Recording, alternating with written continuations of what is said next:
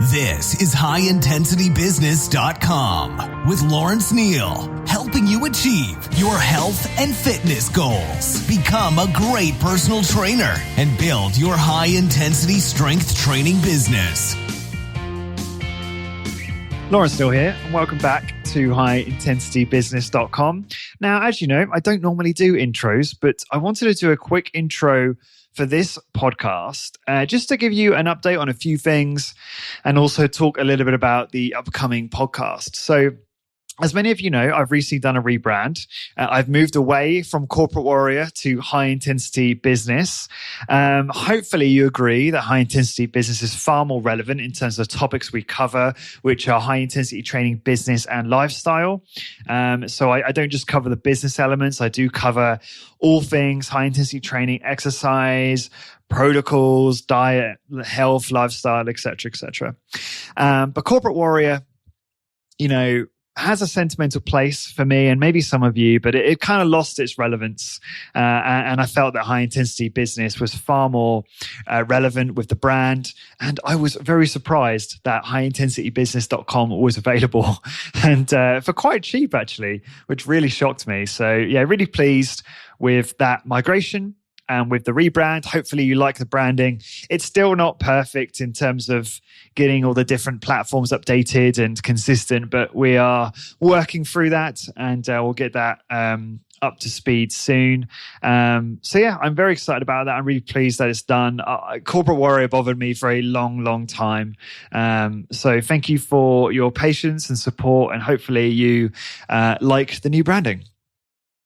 Secondly, I wanted to update you on where I am with the HIT Studio. So as many of you know, I've been working through my HIT Uni certification for far too long, embarrassingly long. I actually purchased the cert years ago.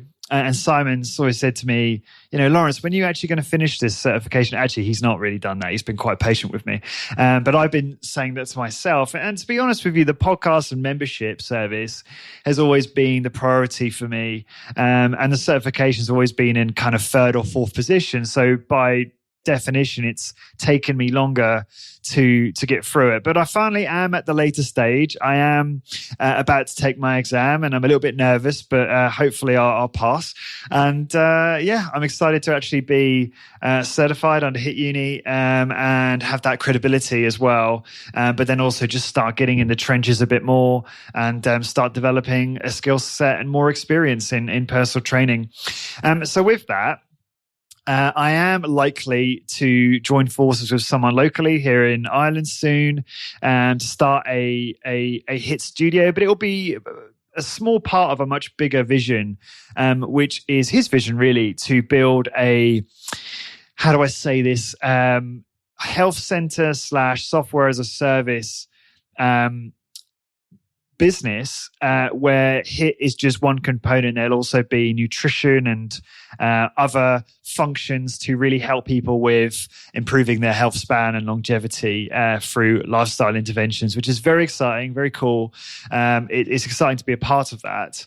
And he's recently acquired some office space, and I'll be working out of there soon and collaborating more with the team to push this vision forward. We've not actually formally agreed anything yet, but I'm sure we will do at some point. And, you know, whatever happens, whether we find out how to do this together and whether it goes forward or not, I will be definitely building some kind of personal training business in some capacity, whether that's my own HIT studio eventually or some sort of personal training business. And I will keep you updated on that because I feel it's incredibly important for me to do that for a number of reasons.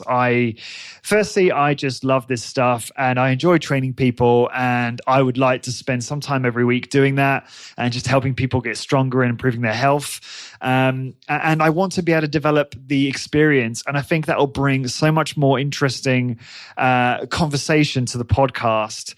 I think too often I'm talking about stuff where I haven't got the experience, or I'm talking about machines which I've never used. And if I could actually do a little bit more in the trenches and get a little bit more experience using various machines and tools and personal training, that it would just make for an even better podcast. And also that it goes without saying that I will be able to bring even more value into the membership. Whereas at the moment, I tend to collaborate more with people who have much more expertise than me, people like Luke Carson and Paddy Durrell and Mike Petrella and James Fisher and people like that to bring content into there for you. So that's a quick update on the HIIT business. So something will be happening regardless of what happens with the health center that I mentioned there. I call it health center because we really don't have much of a name for it yet. So that'll be the label I use for now. But we'll be doing something in some capacity. So moving on to the podcast, this was a very interesting episode. It's my first go at doing a 4-way podcast roundtable.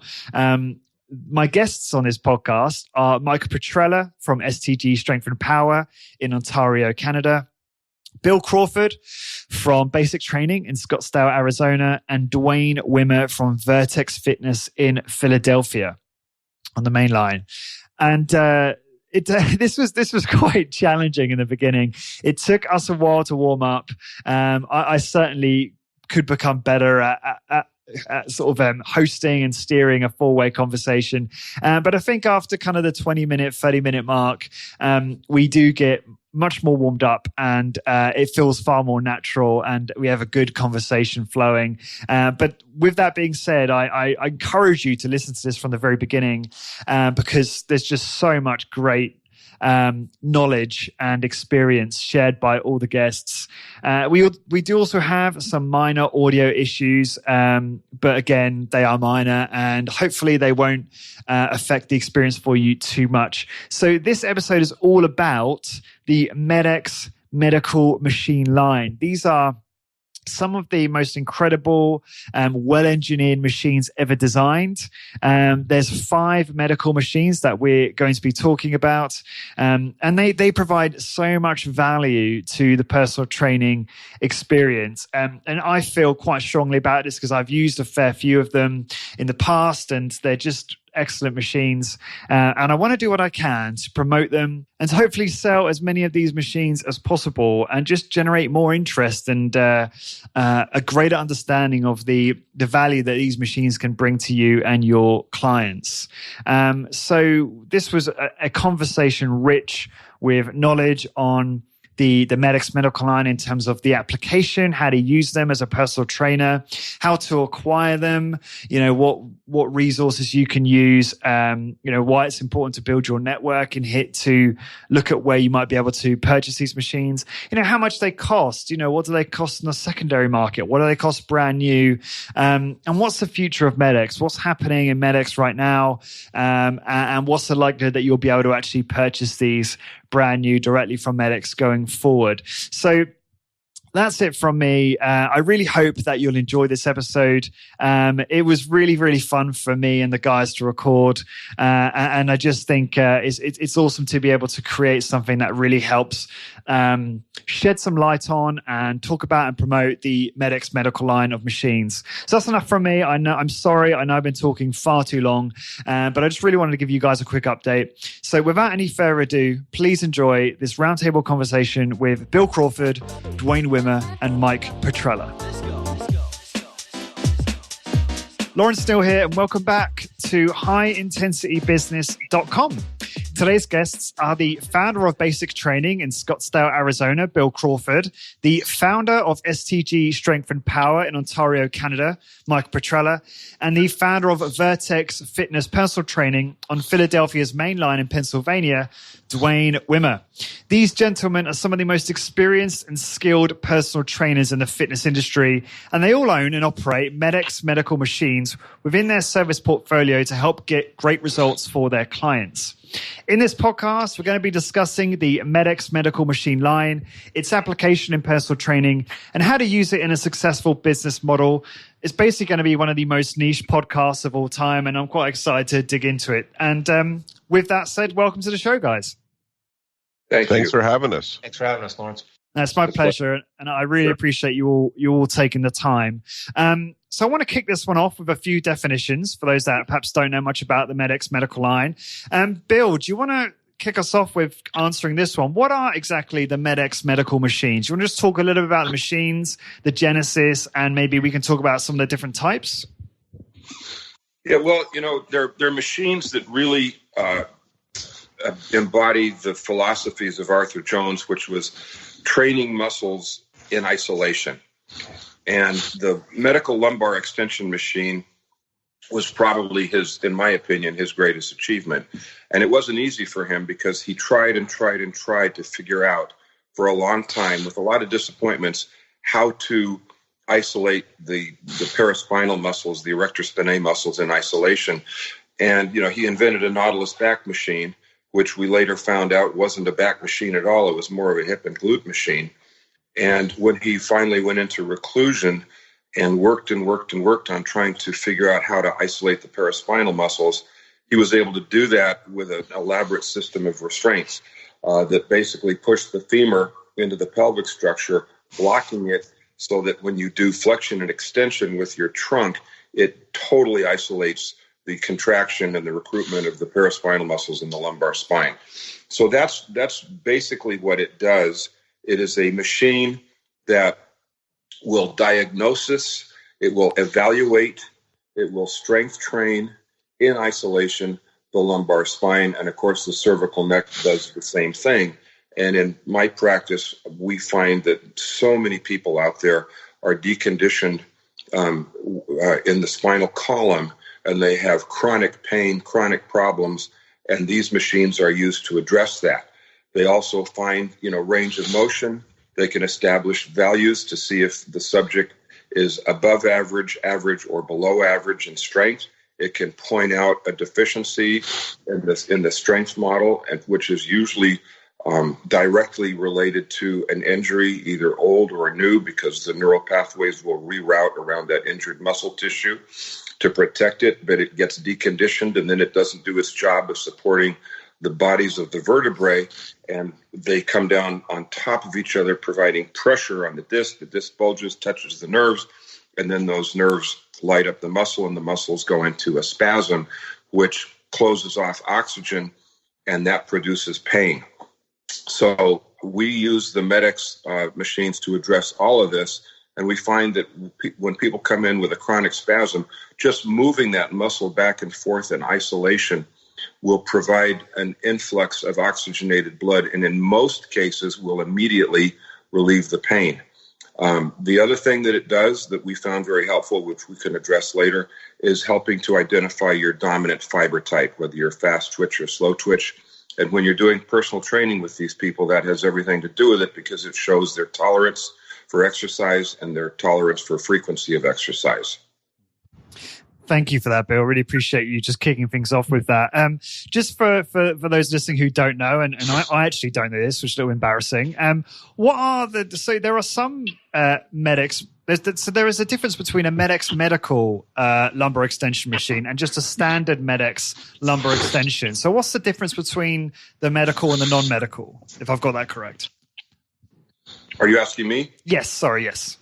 So the medical machines, number one, they're built like with Arthur. Everything was overbuild it, overdo it. They're 2x4 heavy gauge steel. They're enormous. The lumbar extension machine weighs 2,000 pounds. But inside the machine, there is something called a potentiometer, which is a strain gauge or like a scale. And that potentiometer is hooked to the movement arm so that when it senses the load in foot pounds or inch pounds of the resistance factor. And there's a weight stack on the lumbar extension machine, it's a 400-pound weight stack. On the cervical neck, it's inch pounds. But it senses that, and then it's connected to a computer with a software program that will show the force produced by muscular contraction in several different modes. Number one, in a bar mode and static strength test, it shows in 8 different angles of the range of motion how much force can be recruited in those separate angles. Then that is converted into a graph, a line graph, and that gives us the data to evaluate whether you're average, above average, or low average, and it'll show if there's a problem. in the musculature. So those are the main differences, and the ability. We have both. We have the strength training, and we also have the medical. In my opinion, the medical machines have a much more elaborate and effective restraining system than the exercise machines. But it's the biggest difference is the ability to capture the data and project it into a software program where it becomes useful.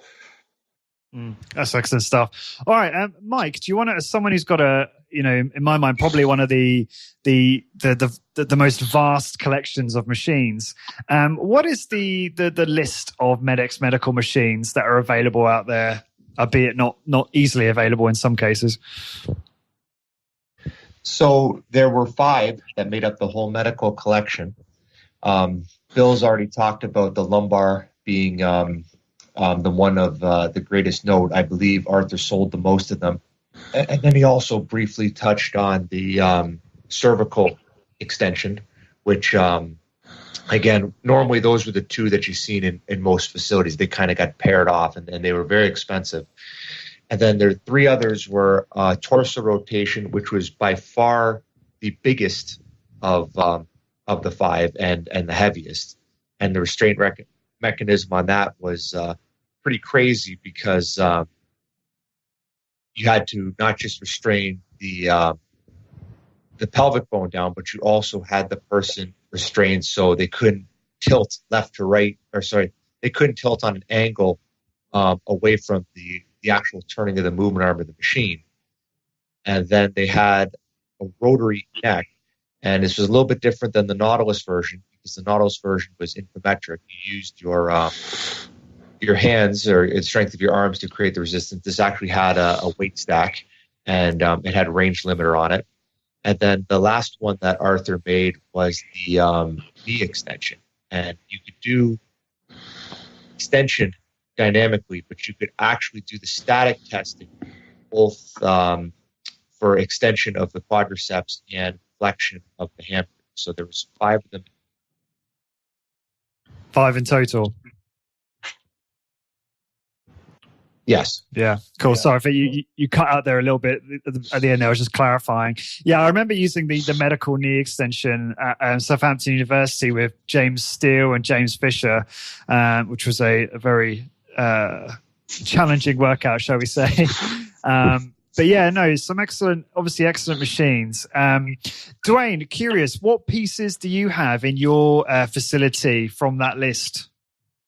Well, actually, I got all 5 of them in a deal from the West Coast. Actually, Mike and I were looking at piecing it out, and it sort of fell through as far as the pieces go, and I ended up getting all 5 of them, and I think I might have the only set in a personal training studio that's a matching set that was bought all at one time. Wow. Okay. So do you want to talk about in your specific facility, how you kind of decide to apply these machines for your clients? I'd love to know if there's a particular process you have when deciding on whether or not these pieces would be ideal for clients in your facility. Yeah. Well, I've known of these pieces for decades. A good friend of mine, Roger Schwab, had them, and that's the first time I ever used them back in the early or late 90s, I guess it was mid to late 90s when he first got them, and I was just blown away, and I knew eventually someday I'd have them and want to use them with my clients. So my clients, I deal with the general population, very similar to Mike and Bill. A lot of my clients, like Bill was saying, come in and have weaknesses that they may not even know, because most people who train, they just do typical, push-pull type things, and they don't even they learn how to compensate and overcome weaknesses. And with these machines, you actually can isolate, like Bill was saying, and be very specific with your effort and get better results on those muscles that you compensate for on other exercises. So what I find is when I have two types of clients that end up using this. One is the person who comes in and they have pain, very similar to what Bill was saying earlier. And then others who I see that might be having trouble understanding how to move slowly and consistently against resistance. Because of the immediate feedback on these machines, you can watch your force output on the screens. You can actually identify when you're actually spiking forces and when you're not getting the most from your workout. So I found that if I can get that immediate feedback, I mean, you can tell people to slow down and turn around smoothly and not, jump on the weight. But when they get that immediate feedback on that screen and see that force output line staying steady, they really understand how to keep the force on the resistance consistent so that they're not creating those spikes. So I use it for a training tool to go back to the regular pieces of fitness equipment, because like Mike and Bill alluded to, the setup on these are quite cumbersome. You're restraining from all different angles and so on. So it takes a while to get a person into each machine. So if they can learn from that experience and take it back to the regular exercise, MedX exercise machines, and I have Nautilus and some hammer strength, if they can actually take that process and put it to their regular workouts, we find they get a better workout from that. So we use it for the specific pain, and then also a teaching tool. Great. And I mean, we're going to jump into positioning and packaging the MedX medical line later, since it sounds like, the MedX medical machines, based on the length of time you said there it takes to actually get someone in it and adjust it, might not be ideal if you're selling 15-minute workouts, for example. So if that's your particular business model. So that's interesting to know.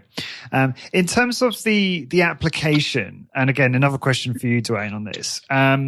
We had a comment there when I sent some social media notes out to get some feedback from people, and someone said, it's challenging to actually get clients to work hard on some of these pieces and actually go to momentary muscular failure. I suppose one advantage you have with a medical is if you can see the force output, if you've got a screen, that can help you figure that out perhaps and see if people are, actually using a high degree of effort. Is that correct? And how do you make sure that clients work as hard as possible, when using those machines? Well, you can always compare the force output to other sessions, and you got that, that immediate information at your hand, right in front of you. So that is a great way to see if there's progression. But very similar to any exercise, the point of what I call maximum effort, because I like to put a positive spin on it, is it's very personal for that day. I know just personally, there are some days I can go harder than others. So it's, I tell people, it's not a finite point. It's an effort that you're able to put into a workout that day. We all know that maximum effort or failure is basically the only place we can measure. We can't measure 90% of effort. We can only measure 100%. So if today 100% is a little less force output than, than last time, that's still 100%. So I'm just there to try to coach them to that point of maximum effort for that day. So you're going to get results somewhere less than maximum effort. We don't know where that is specifically, but if it's maximum effort for today, you're going to get some stimulus from that effort, and you're going to keep progressing. Great. Does that answer your question? It does, but I'm just curious. I'm really interested to spend some time here on the application and go through the individual machines and get everyone's thoughts. But before I do that, Bill, have you got any more thoughts on? And please feel free to chime in, guys, if you Sure. just want to jump in at any point. Have you got any thoughts on how to get clients to get best results from using these types of machines? Yeah, first of all, a lot of people that come in and they're experiencing chronic pain, and of course they've been to, their doctor, their chiropractor. They may have experienced injections, ablations, even some of them have surgery. You have to understand that this is very counterintuitive. Excuse me, you want me to do what? I have a bad back. Why would I want to subject myself to this kind of torture and risk further injury? So that's the biggest hurdle. And what I usually do is I take out the diagrams of the anatomy, and I will show them where the axis of rotation in extension really is. It's not in the bodies of the vertebrae. It doesn't provide compression of the discs, but it's back on the facet joints. And when you extend back, that actually opens up the space in between the bodies of the vertebrae, which in itself is very therapeutic. So oftentimes, the first time they do it, they're holding back. You can tell they're holding back. But after a couple of times, their confidence will rise. And one of the benefits of the static strength testing is that in the computer, it'll show the maximum output of force in foot-pounds. And then we take, depending on the subject, and that's a whole nother area, anywhere between 65 to 85% of that maximum output will then be the formula for dynamic exercise in the resistance mode. So if you put that on, if the numbers are correct, in most cases, you'll hit real muscle failure, pre-exhaustion, somewhere between 8 and 12 repetitions. And that's how the program was designed. And that's how I can tell if they have expended their maximum effort. When you hit failure on there and you can go no further, that's it. And that tells me that they've done all that they can do. Good stuff. Mike, have you got any thoughts on, again, I guess we could keep it to maybe the MedX medical lumbar extension, how you're able to get results with your clients and where that plays a role in your business? Absolutely. I kind of, like Dwayne, see a couple of different groups coming in the door. The first just being someone who's looking to, get in general good shape, and I don't have any injuries present. And when I'm dealing with them, normally it's just something that I do at the end of a workout. I normally go back and forth, whether I start them with rear neck or lumbar extension the first time that I see them. And it's interesting because they're not used to the amount of fatigue that you can build up on that machine, even if they've done, a dozen or so other exercises before that, because of the restraint system and how you can isolate those muscles and how you really can't move around too much.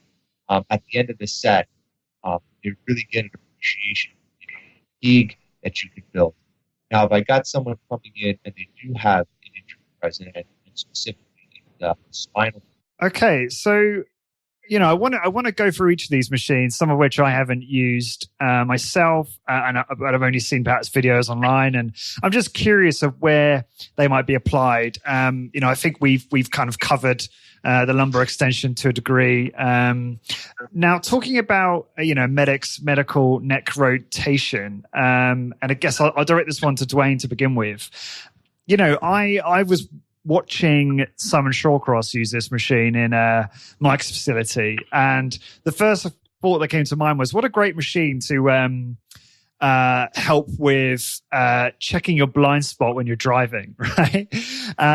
Because I believe I've sustained a minor injury from probably some malpractice trying to do a standing barbell overhead press a long time ago and doing it explosively. And I think what that's done is sustain some kind of injury in my upper back. And so when I check my blind spot, if I do it aggressively when I'm driving, it does actually cause me some pain. And now before I drive, I actually, will slowly check both blind spots in order to almost, warm it up for when I do have to do that. And And I was looking at that exercise thing. What a great way to potentially, I don't know, get at that musculature. I know maybe it's more perhaps focused on kind of the neck. But just curious, when do you think something like a medical neck rotation machine would be ideal, again, to you, Dwayne, for a client? Well, I'm using it right now with a client who was referred to me by a neurosurgeon who was in a car accident, and exactly what you were saying. He had trouble rotating and looking behind him when he was driving in his blind spots. So I actually started him off not on the machine, because very similar to what Mike said, you got to build someone's confidence. Bill said, you got to build someone's confidence. They have to believe in you before they're willing to put a lot of effort into anything. So we actually did just some manual resistance, very similar to the old Nautilus rotary neck manual resistance exercise, where I applied resistance to him turning against my hands, till he got to a point where he felt comfortable applying some resistance through the range of motion. Then we got him into the machine, and we have him, going to a point where he feels a little stretch on both sides, and we've increased his range of motion now by 30 degrees. So I personally, like Bill said, it's hard to get people to get them putting a lot of effort into something right away. And now if you put them into this big machine that clamps them down, and they can't move, they tend not to want to do that. So if you can build some rapport with them doing some other things with that same area, then ease them into that. That's how I've started using the rotary neck. I just got these machines about a year ago, so I'm just slowly putting people into them where I find that it might help them. So this guy has gotten great results just from a car accident, and and he's seeing that he's got more range of motion now. So does it actually alleviate pain, that the kind of pain I've experienced, or is it a bit more complex for you to answer something like that? Well, I always hesitate to answer things like that because I'm not a doctor, but personally, I like the rotation of the rotary neck. I played football through high school and college, and you jam your head and your neck and your upper torso a lot especially I played offensive line, and that area is getting jammed all the time. And one of the things way back in the 80s, we always worked our neck some way, usually manual resistance. But when I first saw the neck machines, the Nautilus neck machines, the four-way neck and the rotary neck, I jumped on them, and I just love the feeling. It loosens up all that, for me personally, it loosens up all that, the musculature of the neck and the upper back. And if you can, if you put that into your workout, of your upper back and so on, everything's connected. So you can't, you can isolate it, but you can only isolate it to a point where it then, moves into down your spine. So you want to work everything equally. So what I've found is, I work the neck, it gets the neck relaxed a little bit. Then I go down into my traps and my upper back. And now you got the whole upper back and neck muscles engaged and blood flowing through there. And yeah, I find that for me personally, I find it relaxes those muscles and alleviates pain. And I wouldn't apologize for not being a doctor. In my experience, I've found that they just haven't been trained in this area, and subsequently they treat they don't treat the source of the problem. They treat the symptoms of the problem, and they just don't get it. And once you understand the value of these machines and the genius and how they work, I've seen these machines work miracles over and over and over and over again. So, there's some people in the medical community that get this. Some of them actually used to own the machines themselves when they could get remuneration from the insurance companies, and then that was stopped. That's a whole other deal.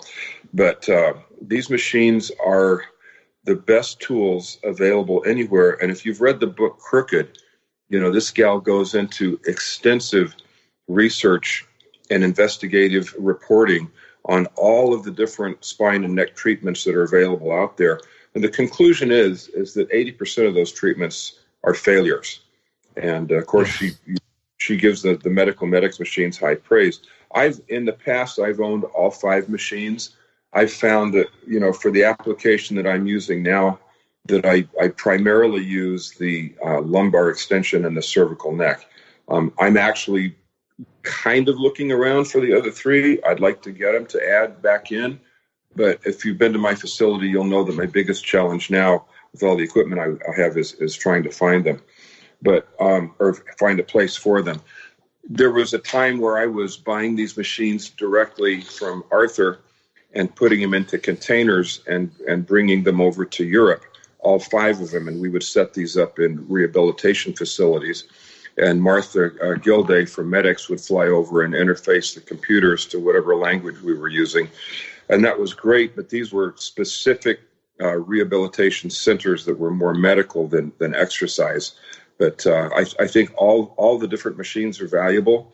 The ones that I think can have the most impact on the general population are the low back and cervical neck. And if you look at the workman's comp cases, I think it's 70% of the workman's comp injuries are low back related. And the medical community does not have a clue as to how to provide effective rehabilitation to these muscles. And if you go to the rehabilitation centers, they work within a margin where they can't hurt you, but they can't really help you. But what they're damn good at is billing the insurance code so that they can get remuneration for it.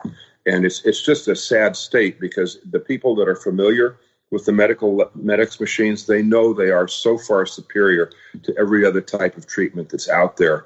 And, I don't even know how many years I've been using them, but I have seen consistent results over and over and over again. We've had people that were actually scheduled for surgery. It was on the books. And somebody said, come on, please try this first. And after 2 or 3 times, bang, the problem is resolved and they have canceled their surgeries. Wow. It's occurred to me that the chaps are probably going to want to ask you a bunch of questions, Bill. So guys, do feel free to chime in at any points. But, if you've got any questions for Bill or for each other, actually. I was just going to say, just for myself, the MedX medical cervical machine or cervical neck or whatever it's called, is that flexion, neck flexion and extension, or is that a different movement? No, that's flexion and extension. And okay. Most of the neck muscles are posterior. Some of them are lateral, and even less of them are anterior. So if you look at a muscle chart, you can see that. So during the extension and flexion, you really do get most of them.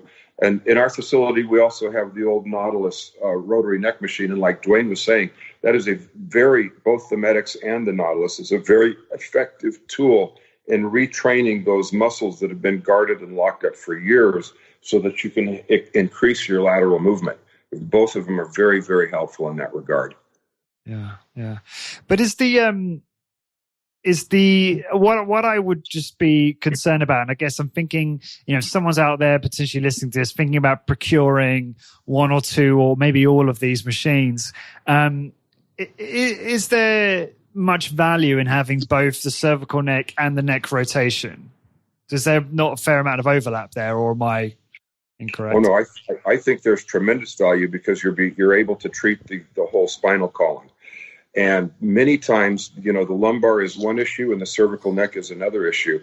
And people that have been involved in auto accidents, football injuries like Dwayne, that once you set those cervical neck muscles into trauma, it limits your range of motion. I have people that come in and they twist their whole body to look around. They bend their body forward to look down, and their neck is locked up. And when we do the range of motion test, oftentimes it's very limited. And after we do even the static strength test following that, they've increased their range of motion. After you do a dynamic exercise, many times we get full range of motion back, bang, on the very first visit, because those muscles have been in spasm sometimes for years. I want everybody to put their palms of their hands out and look at them. See how they're flush with blood? Now squeeze them and make a fist, a tight fist, for about 5 seconds. Open them back up. The blood is gone. That is exactly what happens in a spasm in the neck or lumbar spine. And when that blood is gone because it's restricted because the muscles are bearing down on the tiny capillaries, those muscles don't get the nourishment of fresh oxygenated blood.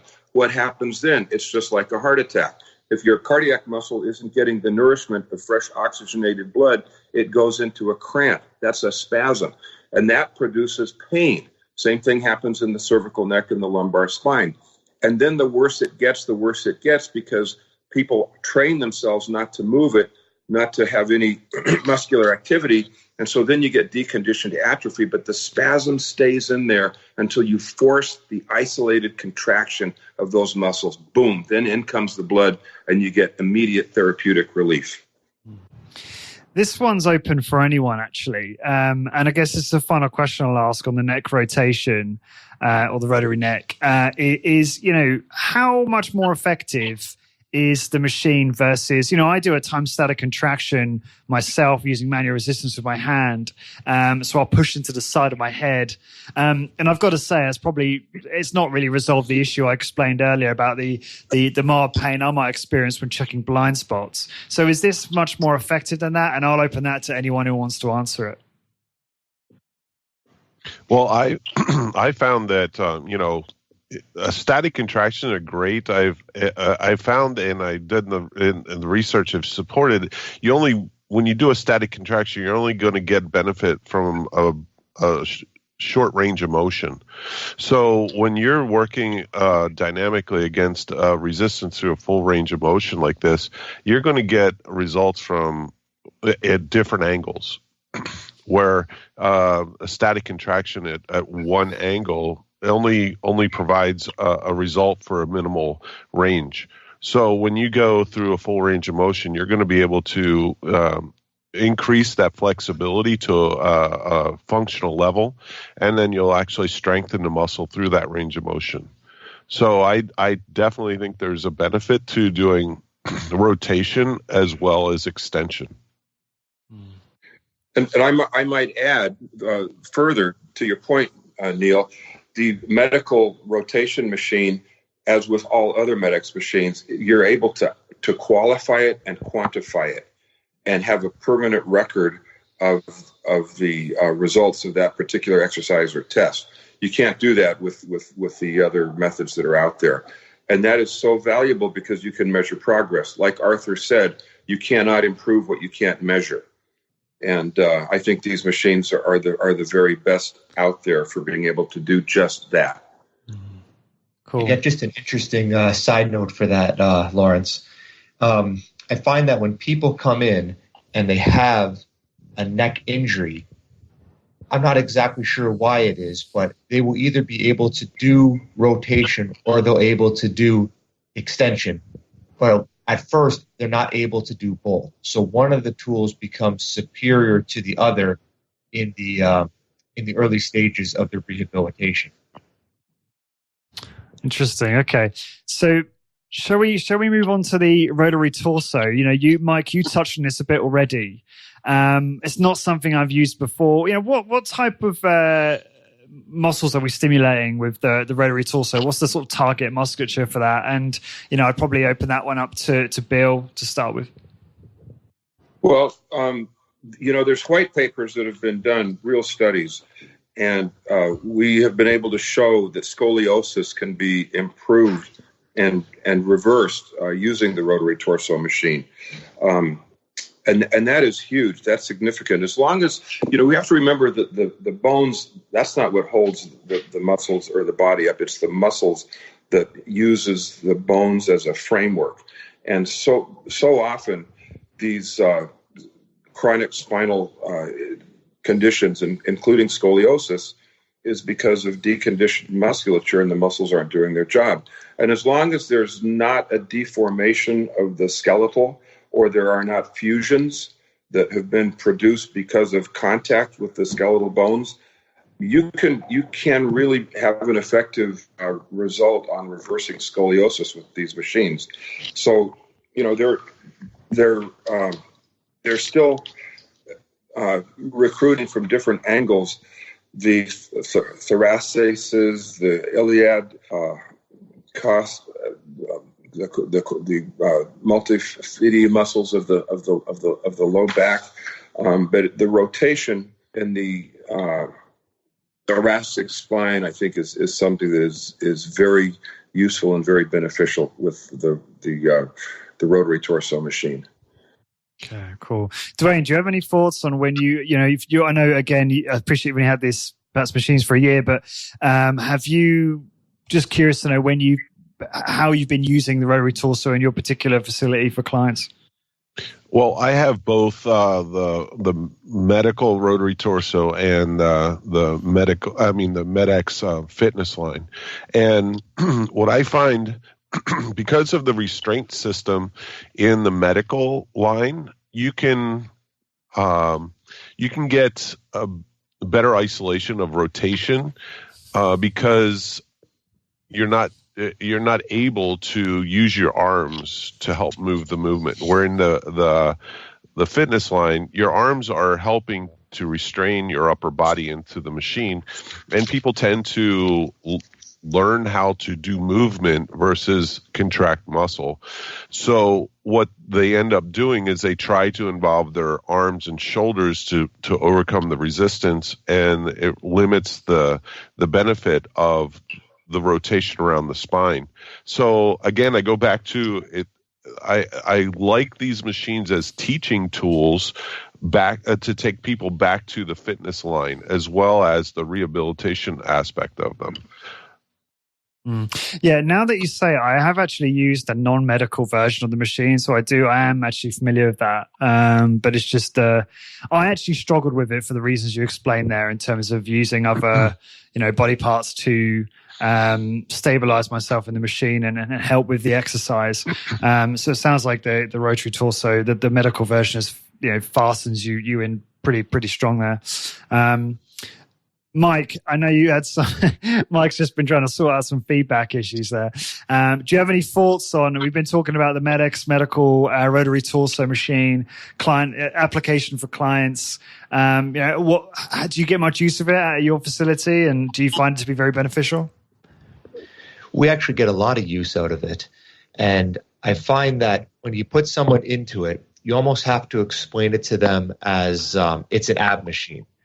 And that's where they're going to feel, at least at first, really through their rectus abdominis and then obviously into the obliques.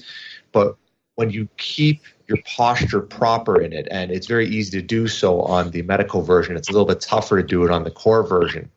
You're trying to affect the musculature that extends up your thoracic spine. And that's where the real benefit of the machine comes in. And to get in a bit with what Bill was saying, that it's the muscles that are holding everything up. So when the muscles are strong in the thoracic spine and it's holding all those vertebrae in place, that's where we get the rehabilitation from. And it's tremendous what you can accomplish. And if you look at the writings of Bert Mooney, I believe the book was called An Unguarded Movement. He talked about if you restrain the pelvic bone down, much like the lumbar machine does, you can, in adolescence, reverse scoliosis, and then in adults, it showed mostly that it wasn't reversed, but you could stop further degeneration. That's awesome. So am I right in thinking then that the rotary torso will stimulate all the muscles of the trunk? So all of the abdominal muscles, core, for want of a better word, muscles, and then all of the back, or a lot of the back musculature, especially as muscles around the spinal column. That's the primary function of the machine, or the intent when it was designed, was the thoracic spine muscles. And I overlook it because I'm always concentrating on that backside. But the collateral benefit of the machine is most definitely the obliques and some of the abdominal muscles. And it's very, very effective doing that. But I think its primary use is for the thoracic spine. But it does do all of the above. You're correct. Okay, cool. And I guess, to cover off the medical neck machine as well, is that, again, would you have that as well as a 4-way neck machine, or would the 4-way neck be somewhat redundant if you had the medical cervical neck? And sorry, that would be to Mike. Yeah, I think you're about to answer that one. You absolutely want a 4-way neck machine because, as it was already discussed earlier, you can really only do extension on the medical neck. You can't put someone in sideways, and you can't do front neck with it. So I find that just as a pure extension movement, the medical machine probably doesn't have an equal. It's that good. But having that 4-way neck and having those different angles, and again, as I discussed earlier, there's going to be some people that just can't do certain movements at first. So if you can't do neck extension, that's the only thing that the machine does. And at least at first, it's not a great tool. Also, even though I absolutely love the medical machines, a lot of times I start people on a 4-way neck, even with extension, because I like them to learn to hold their body upright on their own before I put them in a machine that does it for them. It's an interesting dynamic. It's kind of like you teach someone to do a row when they're doing the neck extension. They want to move their torso. They want those big, strong muscles of the lower back to try to take over the exercise. So I absolutely would recommend that somebody has both 4-way neck, and if their finances and the size of their facility allows for it, the medical. All right. So, I do want to move on soon to talking about business model. But I'm keen to kind of open the floor.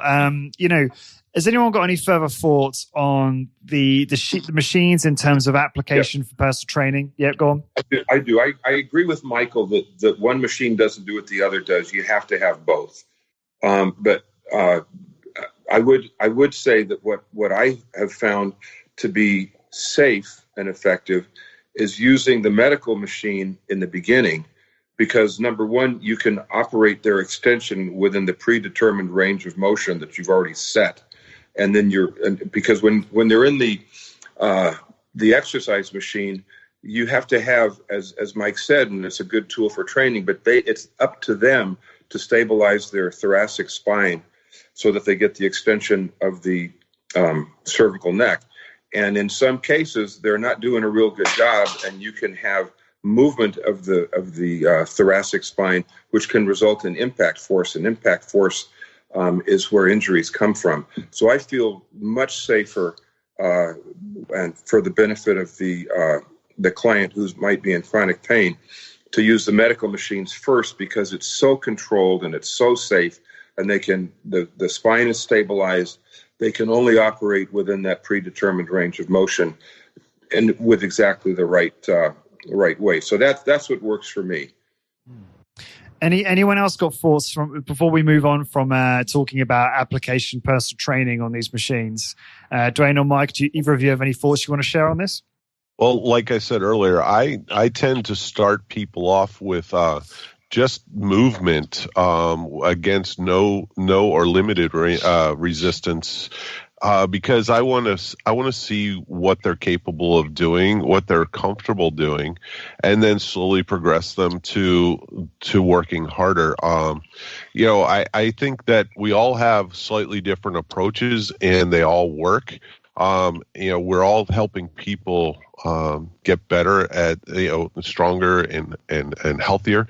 It's mostly, we all have to find what's good for us and what we're capable of teaching to that same endpoint. We're all taking people to the same endpoint. We're getting people healthier and stronger. Like I said, I tend to like people to feel comfortable and allow me to work them into the neck or the machine where they're restrained.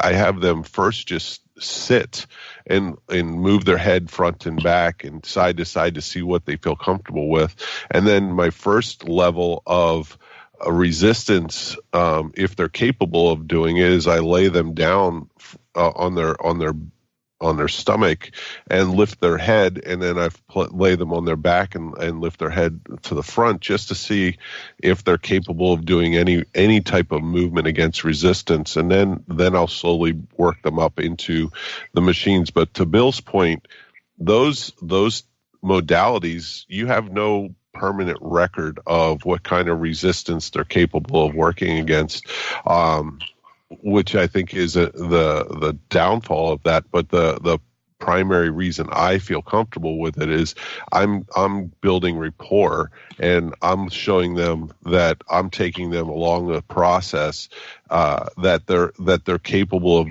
of handling at the level that they're comfortable with at that point. So now, as we build that rapport, they're gonna trust the fact that I have their best interest at hand, and then I'm going to be able to get them to work harder over the long period of time.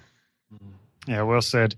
And Mike, do you have any thoughts before we move on in terms of personal training and the application of the MedX medical line? Anything you feel you want to mention at this point that you didn't get a chance to say? Or yeah, I was just thinking as we were going over all this stuff, a lot of people have never actually seen or been on one of these MedX machine or MedX medical machines in person. So there's little things that I think we're kind of taking for granted here that some people aren't even aware of. And if we're talking about safety and intensity being two of the main things that we're trying to bring to these workouts, it's really awesome that these computers, they have a mechanism built in where it gives you a sound indication that tells you when you're at the bottom and when you're at the top of any given movement on one of these machines. So we can also add in a mechanical stop if you want to on these machines. So we can isolate these muscles very safely, so you know that they're going to work intensely, assuming they go through the proper repetitions. You know, they go through 8 to 12 reps instead of stopping at 5 or 6 when they could do 12. But because we can mechanically set them up where they need to be, a lot of times I'll put someone in a machine and I'll very slowly, with no weight, move them through. And if they have any sort of discomfort, I'm going to shorten that range up so they never see that. Now, over time, we want to build that range. Maybe they can't do it the first day. So I know that I can put them in a safe, pain-free range of motion. But then from there, making sure that they actually use that range. Because if you look at anyone on just a dumbbell or a barbell or even a non-medical machine, you'll generally see that range try to shorten up on them. They're trying to make that exercise easier. But on the medical machine, you have that audio cue that lets you know that you are getting the full range repetition relative to what your full range is. So I do believe that it helps with results, and it's also, as Dwayne has talked to, a very good teaching moment for the clients. Yeah. Okay. Cool. All right. So I want to move on to some questions around business model. A lot of people are thinking, that's all great, guys, but these machines are really hard to find and they're really expensive, or can be. So, Bill, I suppose, how does one go about trying to firstly find where to purchase said machines? You've just got to network. You've got to go through the guys that come in contact with these machines and have them available. I'm often looking on eBay. Sometimes you'll see them listed there, and that's a real good source. We all know some of the guys that do this for a living, and they have the machines. Every now and then they pop up. Since the Food and Drug Administration changed the remuneration under pressure from the orthopedic community, there's a lot of people that had these machines, and they've been stuck in lockers and storage facilities for a couple of decades. They're out there. I just came across a couple down in Louisiana that were locked up in a storage facility. The doctor had died. His family had them. And they were available for a ridiculously low price. So the machines exist. They're out there. Charlie Barth at MedX is probably a real good source to let you know where you can find some, and other purveyors out there. But I know they're available. There's plenty of them out there. And because of the fact that the people that are coming out of physical therapy school, they don't even know that these machines exist. They're not taught about them. They have no interest in them. They don't comprehend them. They don't understand them. So I think that the logical place for these to be is in intelligent strength training facilities where we practice evidence-based training. And if you have these machines, I think you just have to stick your neck out and do anything that you possibly can to get them, because of the value that they bring to your practice and the separation. This will evaluate your practice above and beyond any of your competition, because they can't do this. And there's an awe factor. I mean, when people come in and they see these machines and the technology and what they can do, that's very, very impressive. And then the next dimension of that, when they experience the results, you're light years ahead of your competition. So I think that, for a business model, if you're going to stay in this and you're going to make it a lifetime career, this is a great matrix, a great foundation for your strength training facility. I agree. I'm here on the main line, and I'm a mile away from where Roger Schwab started his business, and he since has sold it and moved down into the city. So he had these. He was one of the first to have these piece of equipment in the country, and there's a hotbed for this right here, and there's nobody around here anymore that really knows how to use them. So that was one of the reasons I definitely wanted to have them, is when Roger decided to move on to do his new business down in the city. It's a differentiator. The people who know what they are want them, and the people who don't know what they are, when they experience it, they're not going to experience it anywhere else. So can you say honestly that it's had a difference in terms of your marketing, Dwayne, for your business, maybe bringing in more people or more interest? What it's done is, it's when people come in, they realize that this is serious. When you see these machines compared to any other piece of equipment, even MedX equipment, like Bill said, it's an awe factor. I have it set up. When you walk into my facility, all 5 of the machines are on a separate floor, and it differentiates. That space is differentiated from the rest of the space. I mean, it's all one room, but that space is specifically for the MedX medical pieces, and compared to the others, they're the size of a tank. and so from a physical standpoint, their eyes light up. This is serious stuff. And right. the way I explain it to people is, how technology in your family car a lot of times trickles down from a race car. So think of these machines as the race car, the best technology you can find to get the most out of every last bit of effort.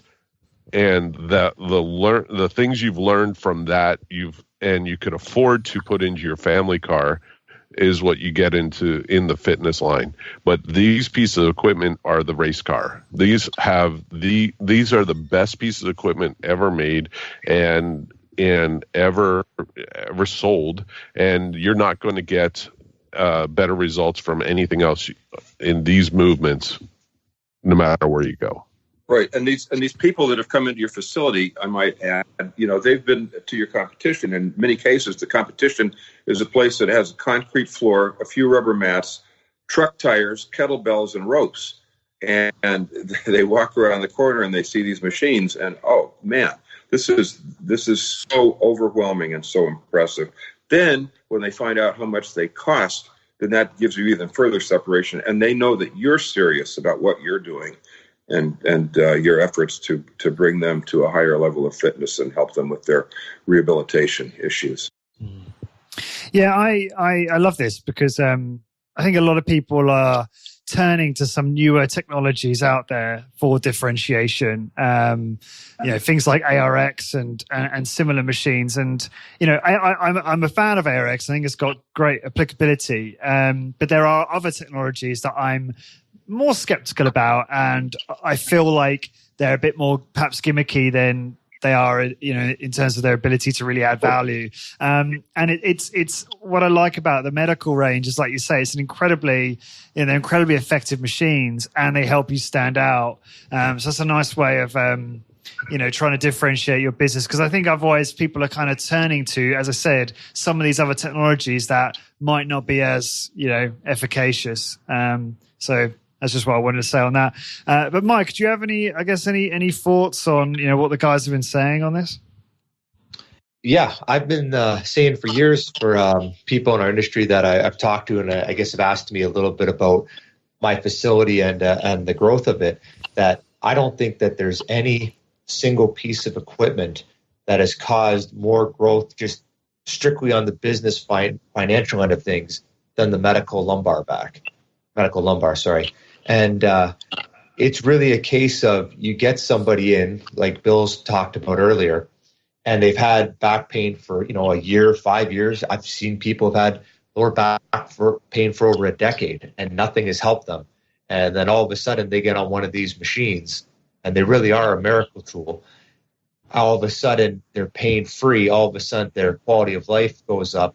And, you don't have to put that in a magazine. You don't have to put it on the radio. You don't even have to put it on social media. They will go out and they will tell everybody.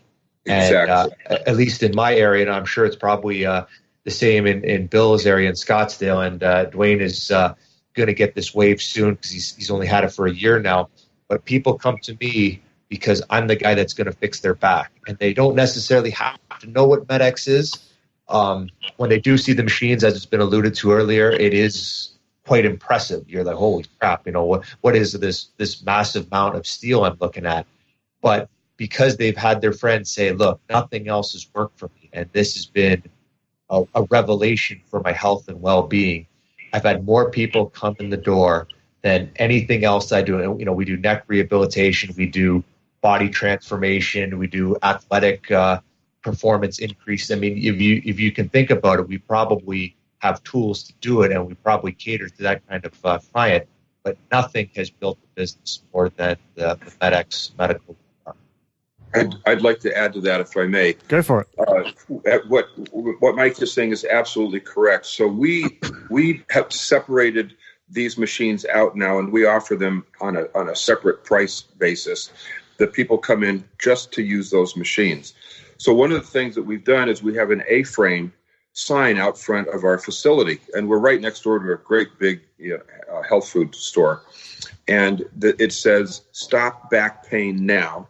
It has a picture of a spine with a pain in it, and it goes medical lumbar extension machines.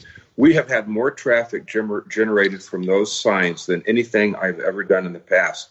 And my wife, Debbie, who works with me every day in the facility, she gives the tours when people come in, because I'm busy during training, and she is fantastic at showing the facility. And when she walks people through the facility, she spends at least 5 minutes explaining those machines. And they've seen everything, they've been everywhere, they've done everything, they've seen our facility. Then when they see those medical MedX machines, it's just like, wow. And I've got to tell you, they have never seen anything like that anywhere, especially in training facilities. It's just not there. So that gives you such an incredible edge. But I would suggest, to those listening, that once you acquire these machines, there's two ways you can use them. You can use them in your full body, training protocol, but you can also separate them out and have people come in just for that. And after you do the initial setup, and the machines are set up for the people, which takes 10 to 15 minutes, static strength testing, range of motion, and all that. For people to come in and actually use the machines, they can be in and out in 5 minutes. And for what you can charge for that, it's very effective for the bottom line of your business. Yeah, I mean, that's great, Bill. I mean, obviously, just for those listeners, a few things I just want to outline quickly. One is, if you have no idea what these machines look like, I've never heard of them before, and there will be a whole glossary on the blog post, links to videos and images and things like that.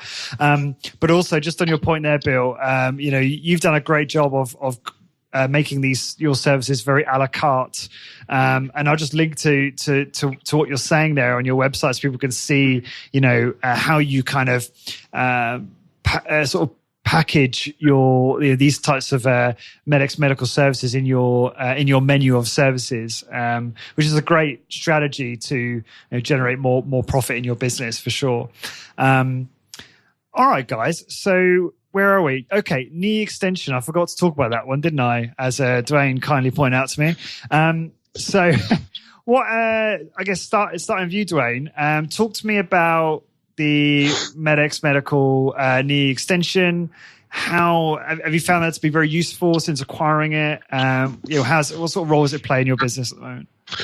Well, let me start by saying, whenever I go to trade shows or conferences, I always try new equipment, and I always go to the leg extension first, because that's really, I mean, if you think about where machines started, the first crude machines were to build the quads. You think back in the 70s, you could remember seeing those plate-loaded pieces where you lift them up, the plate is in the front, and then it evolved. Arthur Jones came out with the Nautilus line, and you can feel the difference in the quality of a machine when you go to the leg extension.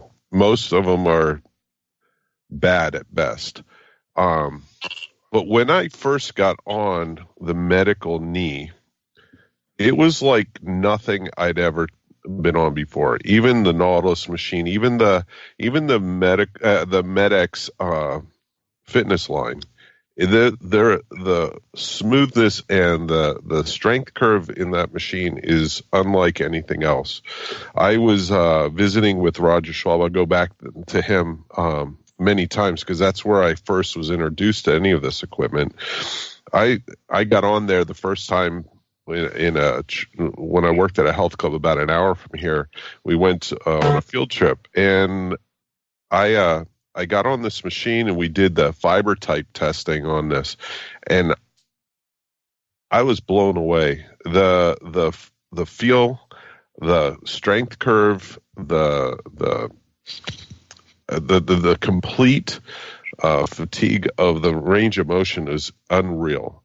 And then to be able to do some testing on it, I came from a football background, sports, and to be able to then identify the fiber types and be able to gear a workout program around the person's ability to increase strength, it was amazing. So what I find is, I go back to, it's a teaching tool, but it's such a great piece of equipment to get people to understand the difference between equipment.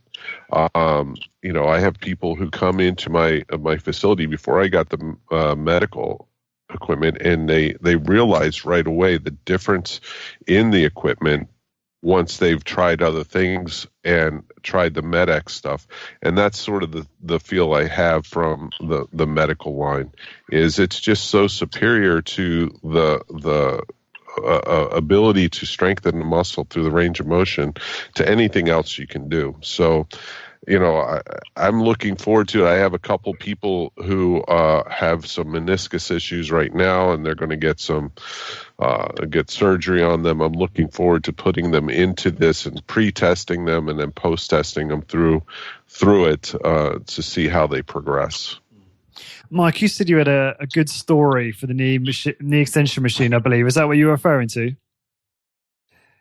I just recently had two different people with two different backgrounds, one male, one female, do some testing on the medical leg extension.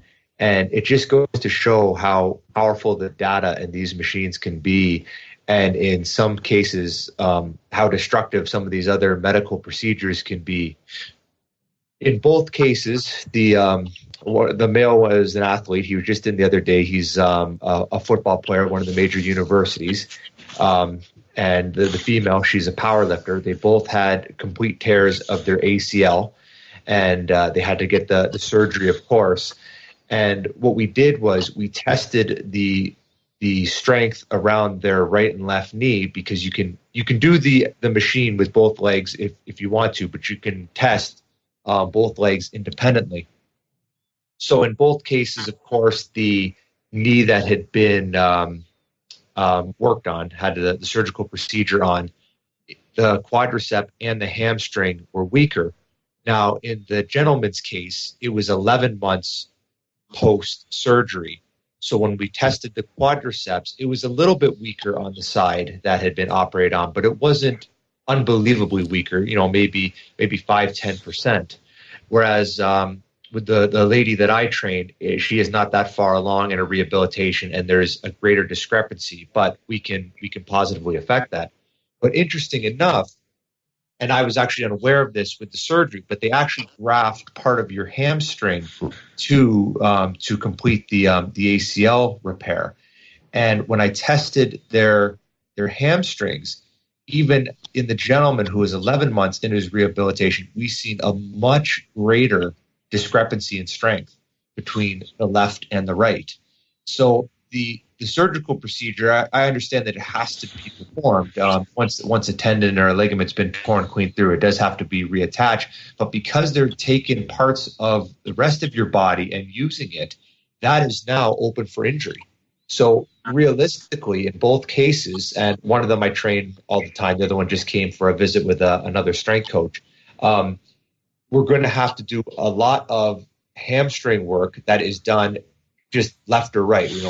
If you do it with the same or both legs at the same time, one is going to take over from the other. Of course, the dominant is going to take over from the weaker, because this is where they're going to see their injury. And we were seeing it in my female client, in her deadlifts, and she power lifts. And in this other gentleman, he's going to have to work on it before the next football season, because I can guarantee you that when they have some sort of impact in their life, it's going to be the hamstring that has the injury, because we now have a weaker part of the chain there. And without having this tool, it's not impossible, but it would be much harder for you to diagnose that this is the problem. But once you have this data, then you can alter their program, hopefully make it so we can strengthen these weak links in the chain and prevent further injury, even though it's going to be a different injury than the first one that they were dealing with. Mike, along with what you're saying is there's another, they also can use cadaver parts. And I always try to get them to weigh out the pros and cons of using a graft of their own body to a cadaver, because of exactly what you just said. You're now making something that had no problem a problem. And, now you have to heal in two different places versus one. If you morally don't have any problem with doing the cadaver parts and your doctor feels comfortable with it, I suggest looking into that before you would take a graft of your hamstring. That's a good point. I'd like to circle back to what Michael said, because this is so critical, so important. The ability to test and exercise therapeutically unilaterally is really key here, because subconsciously your body will overcompensate and undercompensate even without an injury, but with an injury even more so. So you're right on there, Michael, being able to do these exercises unilaterally one side at a time. That way you can really, again, qualify and quantify the differential between the injured and the whole. It's very important to do that. It sounds like, athletes could really do with these kinds of machines. I wish I had these when I played sports. Yeah. When you look at the environment that they're training in, and, so many of them now, they don't do isolated strength training at all, but instead they do, functional training, which in my opinion, and that I share with others, it degrades athletic performance because it confuses the brain. So in our world, we do isolated strength training over here and skill training over here, but never the two together. Yeah, of course. And it's just fascinating to me, because obviously, I'm aware of the kind of coaching folklore that goes on in professional sports, but just think the money that would potentially be saved in terms of, players not being injured anywhere near as often. Right. And all of that is nuts to think about. Yeah. Well, Lawrence, think about this for a second, because we've thought about how we would best implement this, and we're not exactly sure how it would work on the business end of things, but it's talking about the same thing that you just brought up. So say you have a professional team that has a star athlete, and they're thinking about signing them to a real big contract. So they're going to put a bunch of money on the line. And of course, a lot of this money now is guaranteed money, because these athletes, they want protection against injury in the financial sense. If you were to have all 5 of these machines, you could accurately and safely basically figure out the strength curves of the quadriceps, the hamstrings, and then the spine from top to bottom. You could very easily, and it'd probably take you about an hour to do all of them, you could produce a report. And if you know how to read the software, which is not rocket science, takes a little bit of understanding, but it can be done easily enough. You could create a report, and you could give it to a GM or an owner of a team and say, hey, this person is realistically ripe for a terrible injury in, say their hamstring. And you could also, by looking at the strength curves, talk about, is it something that is going to be easily rehab? It's going to be a long time to rehab it, or realistically, you should get rid of them because they're going to injure themselves sooner or later. And I do believe that with these tools, you could produce a report with relative accuracy that you could determine when their next injury is going to occur, and what part of the body is going to occur. Now, of course, if you're in a car accident, you get run over by a Mack truck, there's nothing going to save you from that. But I think you could show very, very conclusively that, hey, this is someone who has a very strong body, who's going to be more resistant to injury, and more an ideal candidate to put your money and your time behind than someone who may be high skilled but doesn't necessarily have the structure. And how many athletes can you think of off the top of your head that all the skill in the world, and unfortunately injuries derailed their abilities on the field or on the ice or whatever the sport may be. And I don't know if this has even really been utilized with this MedX medical technology, which is now decades old, but I am convinced you could do that. Just think what could happen if you could integrate that into the labor workforces that are insured by workman's comp companies and say, okay, here's the guys that are lifting bricks and pallets or working at Home Depot that have deconditioned spine. Their strength level is lower than below normal, and they're going to produce injuries, and that's going to cost the insurance companies money. Just think of what could happen if we could get them on board with something like this. Yeah. I remember Dr. Ted Dreisinger told me about, I think it's research he was involved in that actually looked at the cost saving in that very context, Bill, and I'm sure you're aware of that. Yeah. And yeah, it's astounding, actually.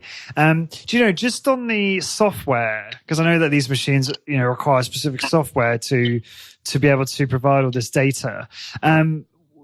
What's the best way? Is the software still available? Like, how do people go about actually getting the software when they purchase a machine? Who feels most confident answering that? Well, I'll let Bill go first, and I'll give you my take on that. All right. And I'm listening. In my humble opinion, I believe the old DOS software was the best that they ever had. There's something about it that is intuitive. It's connected to the exercising person, and I love the vibrations that you get from the stressed muscle, both in the eccentric and concentric. Once you learn how to read those vibrations, it tells you a lot. There's been a couple of other versions that have come out since then. They've been failures. There's a version out there now being sold by a third party that attaches what you do to their bank account, and every time you use the software, it's going to cost you money. I'm not real happy with that business model. But I talked with Charlie Barth up in Minneapolis at the REC convention a couple of months ago, and he is working on a new software program that is going to be very, very close to the original DOS program, but on a modern day platform. and you're going to be able to communicate with other facilities and a database. And also, he told me that one of the things they're working on is integrating that same technology into some of the other machines, so that we can get baseline data for back strength, like pulling down and chest machines, pushing forward, which I think would be really helpful to be able to test for range of motion, static strength test, maximum output on force. So I think there's some exciting things coming from MedX in the future. Very cool. Mike, did you want to add onto that? I'll add on just a bit, but I think Bill covered it pretty good. I'm in full agreement that the original DOS software seems to be the best, and all of mine, like all 5 of mine, are running it. And that software is decades old, and I turn the computer on every day, and it works just fine. And I also talked to Charles at the REC, and I called Lillian at MedX. I believe she runs the front desk there, and I just spoke to her 2 days ago, and I know these podcasts run a little bit in delay, so it's the end of May right now, and she indicated to me that they're hoping to have brand new software in about 2 months from now that will effectively have the DOS interface, but will be able to use modern computers, because that's the only downside to these medical machines, is that if it doesn't come with the computer, they mechanically still work fine. But all this really cool data testing that we're talking about, it doesn't work. And a lot of these computers that I'm using, and I think Dwayne's got some newer ones. I think Bill's got some older ones like me. They're going to kick the can one day. And when That's our biggest fear. That's our biggest fear. Forget fire, forget floods, forget theft.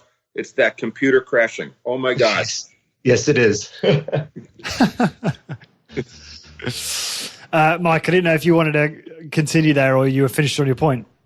That's basically it. I'm in full agreement with Bill, and I'm really hoping that with MedX under some new ownership and new guidance, they can really fix this situation. Because I've even had some computer experts take a look at it, and because the boards in the machines were proprietary, Charles actually built them. There's not a lot you can buy off the shelf to fix this. So if MedX came out with an in-house solution, it would really allow us to take these machines that are mechanically still state-of-the-art, but take them into the next few years. And I really like the idea of being able to connect to other facilities like Bill and like Dwayne. And even if we could share data back and forth, I think that would progress things even further. Cool. Exactly. Guys, we're having some wonderful discussion. The less I talk, the better. So long may that continue during this podcast. Okay, so just going back to acquisition for a moment. Bill, you listed off a bunch of places people can find these machines on potentially the secondary market. You said before MedX are now open for business. Are you able to acquire medical machines at this point? Yes, they're going to be. They are building medical machines, and if you call them up, put in an order, got your money, they'll be happy to build one for you. Okay, so what do we? I mean, just talking about pricing, I think people are probably listening and thinking, okay, this all sounds amazing. These machines sound incredible, and they've got great application. But if you're buying them on the secondary market, what are we looking at roughly cost-wise versus brand new? And I'll perhaps put that one to Mike, because I think he's probably got good knowledge of that at this point. The interesting thing about the MedX medical line is brand new. Some of them are a little more, a little bit less, but they averaged out about $50,000 US per unit. When I was getting into this in the mid-2000s, you were seeing them anywhere between, 25, maybe as low as 22, up until about 30,000. So they were still quite the investment. We're living in a pretty good time where a lot of these gyms coming out, they're more interested in their kettlebells and the ropes and stuff you can buy at the hardware store. So we're actually in a really good spot to buy used exercise machines. It's going to, go up and down over time. And I feel for MedX making these new machines, because the cost of steel is going to be so high that I think their price point is going to be out of reach for a lot of people. But what that has allowed for us in the secondary market is a drastic reduction of price. I still see people on eBay looking for $20,000 for some of these machines that are simply not getting to stay on the ads for years at a time. You're breaking up. Okay, so I hope this comes back through. But I was just saying that There you go. they the machines, they at that $20,000 price point, they don't normally sell. They normally stay on the ads for a long time. Now, I'm not going to get into the exact prices with everything because I helped Dwayne with his deal, and then I bought mine, of course. But I've seen them go for next to nothing. I feel a fair price for a medical machine in today's market is somewhere between $5,000 and $10,000 per machine, depending on condition, depending on if it was newer or older, and then, of course, if it has the computer intact. So somewhere around the $5K range, I think you're getting a real good deal. It's going to last forever. I personally would go higher than 10 on any of it, even as a rare machine like Light Extension, which I believe is the rarest of the lot. Yeah, it's weird.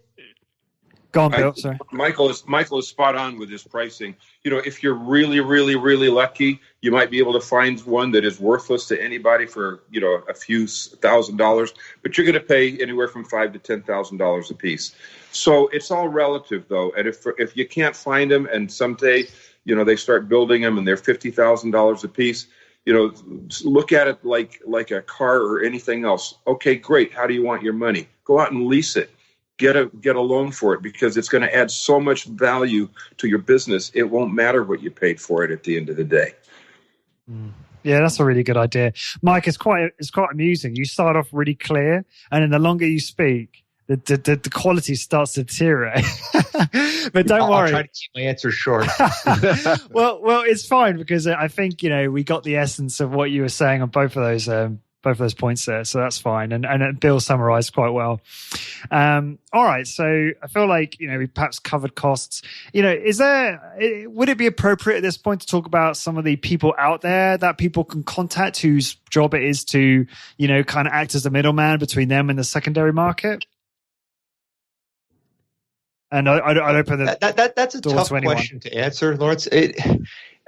These things are everywhere and nowhere. You can't necessarily go out and buy it anytime you want, but at other times I'll be looking, it's like, oh, one just popped up. Like I bought my lumbar in Jacksonville, Illinois, and it was a place that had been sold. The original owner was gone, and they wanted to get rid of it because they wanted more space for massage therapy beds.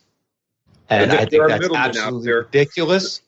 But that's what it was. And it wasn't through anyone in the industry or any broker or anything like that. I just found it online. And being kind of diligent with your Google searches and your Craigslist searches, you'd be surprised what you find on your own. Exactly. And there are middlemen out there that, unfortunately, they're opportunists. And, they might be able to find one of these machines for $5,000, and they're more than happy to try to sell it to you for $25,000. But that's really hard to do, because they might not ever even touch this machine. So to Michael's point, dig deep, you'll find Got them. it. Yeah, I just want to take this opportunity to say, Facebook's obviously a good location as well to find these sorts of things. And I just noticed that even in a lot of the groups, like the Body by Science groups, people are often talking about machines they want to sell. And obviously, if you can connect with the individuals that have been on in this podcast, on other podcasts, and start building those relationships up, it's about creating that network, isn't it? So that people know what you're looking for, and once that becomes available, you can kind of work together. And I will take this opportunity to do a shameless little plug and say, if you are interested in joining the Hit Business membership, obviously there's a community in there who are all running high intensity training businesses, and there's sections in there dedicated to helping you find the machines that you're looking for your business. Sorry, Bill, were you going to go on? Yeah, sure. Yeah, to your point, and this is the network that we live in. So a couple of months ago, after the REC conference, James Fisher and Luke Carlson came down and spent a couple of days with us, training in the facility and so on and so forth.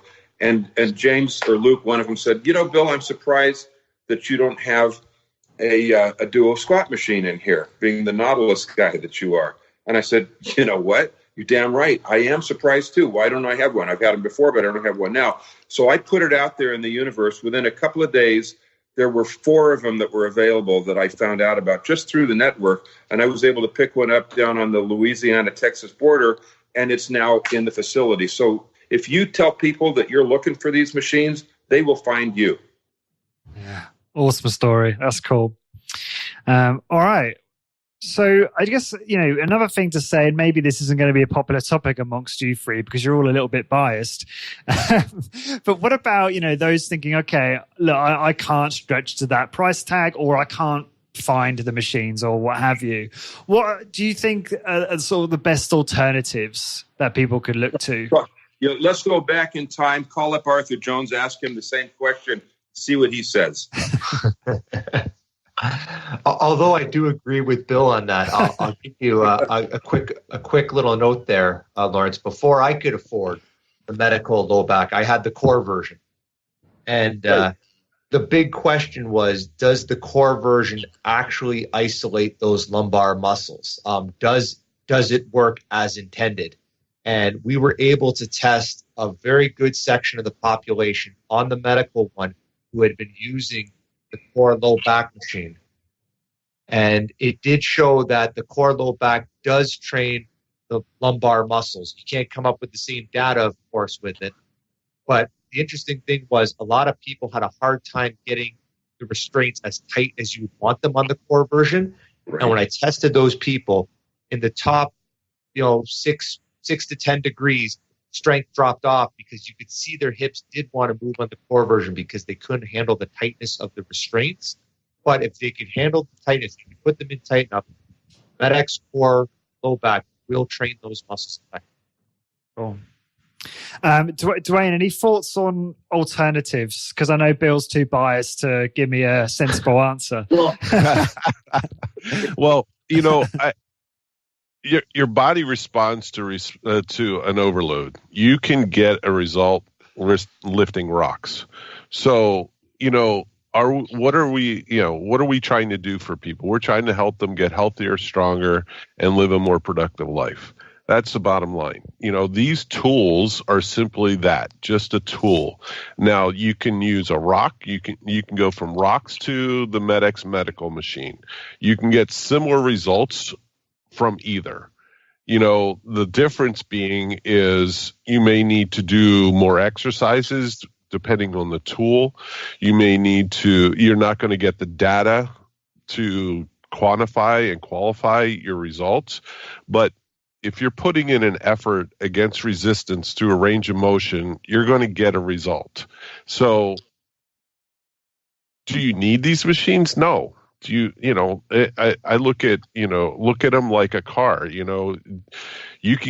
can walk places or you can drive places. These are just or like building a house. I tell people all the time, you can build a house with a hammer or a nail gun. These are just the nail gun. They're more efficient, they're more effective, they're faster, they're safer. But you can get results building a house with a hammer. It just takes longer, and you're going to hit your thumb every now and then. I'm loving your car analogies here, Dwayne. This is great. Dwayne, I got a deal for you. I'm going to rent a dump truck, and I'm going to drive to wherever you are with a pile of rocks, and I'm going to pick up your MedX machines. How's that for a deal? No. I see. Let's back to the car analogy. I used to drive back in the day. I used to drive a Chevy Sprint. Right. Now I don't. So right. I've graduated from rocks. What I do when people come in and they've been to kettlebells and tires and things like that, I'll pull out my phone and I'll say, here is my phone. This is an iPhone. It's got computers. It's got everything in it. It does everything that you ever wanted to do. Now, if I wanted to, I could use a crank phone. But I don't use a crank phone because I like modern technology. And this is the same with MedX equipment. And I think in a lot of cases, it's true you can accomplish the same thing with any form of resistance. With the lumbar spine and the isolation of the pelvic structure, I just don't think you can accomplish the same things without restraining the pelvic structure. And that's what was confounding to Arthur and why he tried so hard to try to come up with a solution for that, because he also realized that you couldn't isolate the contraction of the lumbar spine without a restraining device. And there are some things out there that attempt to restrain, but when you look at it and you look at the videos and you look at the practical application of the machines, they just don't do it. So I've got a laser focus, and I also believe that the MedX core machine is an effective tool. I didn't separate that out. I think both of those are great, but I think that the MedX medical is superior. Yeah. I really appreciate what you said there, Bill. And I'm glad I said at the beginning of this, it'd be good if we could have a few laughs. And I'm glad it only took an hour and a half to generate some humor. So I'm pleased about that. Well, we're serious people here. Very much so, and very respectful as well, I've noticed. We've got about 20 minutes, guys, and I really want to make sure we nail this bit about, positioning and packaging in your business. And when I say packaging, I mean, how you price it, how you present it. So should we start off by, I guess, talking about sales? All three of you are very good at this, I think. And so I'll kind of open this up, but how do you think is the best method to sell the medical line to prospective and existing clients? And who wants to answer that first? I'll just open that one up. I think Bill should probably answer that because he's got the most experience, and his a la carte menu, I think, is a little bit more comprehensive. Whereas I think me and Dwayne got a very similar model where we just kind of build it into almost everyone, whether they have an injury or not. So I'm actually kind of curious to hear what Bill has to say. Yeah, let's get an answer from all three of you. So Bill, you give us an answer first. Sure. Okay. Well, like I said previously, the real expert in this and the person who does all of our presentation and tours is Debbie, and she has just established such a great art of being able to present these pieces of equipment and showcase my experience, et cetera. But the presentation is the key, and all sales are directly related to the presentation and the tours when people come in to see the facility. So we separate the MedX equipment out, and we are able to articulate and express to the potential client their superiority and their value, especially if they are in pain and discomfort and they are experiencing chronic pain. So we establish that, we establish a need, and a lot of times we will offer a complimentary static strength training test if we feel that they have a real sincere interest and that we can help them. And so the static strength test will be scheduled. We'll do it. If we have time and I'm available, we'll do it on the spot. And then that we find is so impressive and it is so engaging with them. They're in the awe factor, and they can see that this is something that they've never experienced before. They believe that will help them. And then we go into the pricing. And we tell them that when the medical machines were being utilized by insurance companies and therapy facilities in the country, that the average payment for this was somewhere between $120 and $150 a session with a $50 copay. And we say, we could do that. We could try billing insurance. We'd have to hire 2 people to do it. So what we have settled on is we charge basically what your copay would be. And that way we're able to provide the equipment and the services to people one after another. We're busy, and it doesn't cost you a lot of money, and it's way cheaper than other forms of rehabilitation that are out there. And we found that to be very successful. If they need, multiple machines, we have a separate line item for static strength testing. When we give that complimentary because of their curiosity, that adds a lot of value to what we're doing. And then we package it in 10 visit sessions or 1 visit session. And, the old saying is the value of service greatly diminishes after the services have been rendered. So we always get our money up front, and we try to do 10 visits at a time. But we try to stick at that $50 price point, and if they do both the cervical and the medical MedX together, then we'll give them a little discount. And that's on our pricing on our website. Yeah. Okay. Dwayne, what about yourself with Vertex? How do you go about selling the medical line? Do you do anything similar to Bill in terms of the a la carte offering? I will now. No, actually, I talked with Bill. I visited with Bill a few years ago, and right before I purchased, or when I was thinking about purchasing some of these, and within a year, I think Mike and I found this bunch that I have.